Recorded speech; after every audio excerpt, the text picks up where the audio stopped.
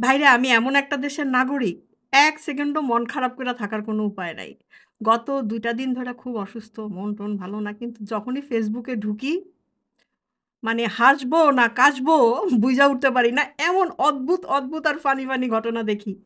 ২ টা ঘটনা আপনাদের সাথে শেয়ার করি। আমি মানে লিটারেলি হাসতে আমার অবস্থা খারাপ। একটা হচ্ছে কোনো এক আওয়ামী লীগ নেতা আমেরিকায় জাতিসংঘের সামনে কোনো একটা বিএনপি জামায়াত বা এরকম কিছু একটা হবে, কোনো একটা সমাবেশে ঢুকে পড়ছিল। অ্যান্ড যখন ওরা টের পাইছে, রামকেলানি খাইছে, কেলানি খায়া মানে দৌড়ানি দিছে সোজা কথা। ব্যাটার টাই পিছে চলে গেছে। মানে কি একটা বিতিকিচ্ছিরি অবস্থা।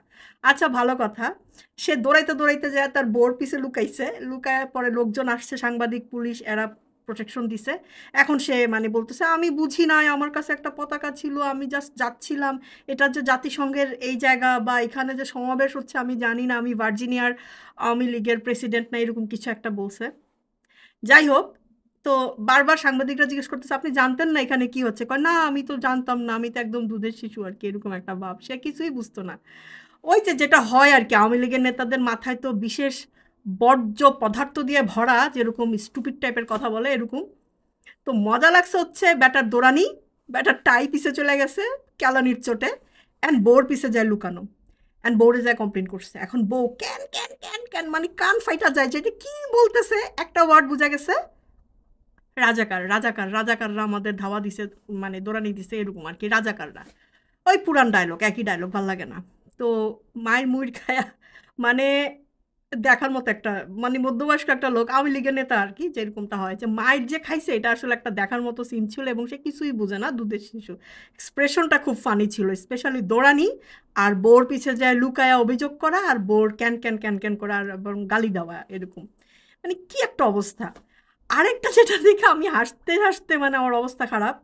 সেটা হচ্ছে ওই যে ১৩ই নভেম্বরে যেটা লকডাউনের যে ঘটনাটা, এটা অনেকেই বোধহয় আপনারা দেখছেন যে এক আন্টি, বোধহয় এটা ধানমন্ডি ৩২ এর দিকে হবে। সে ওখানে যায়া বলতেছে যে শেখ হাসিনা তো এখনো প্রধানমন্ত্রী। নির্বাচন আবার কিসের?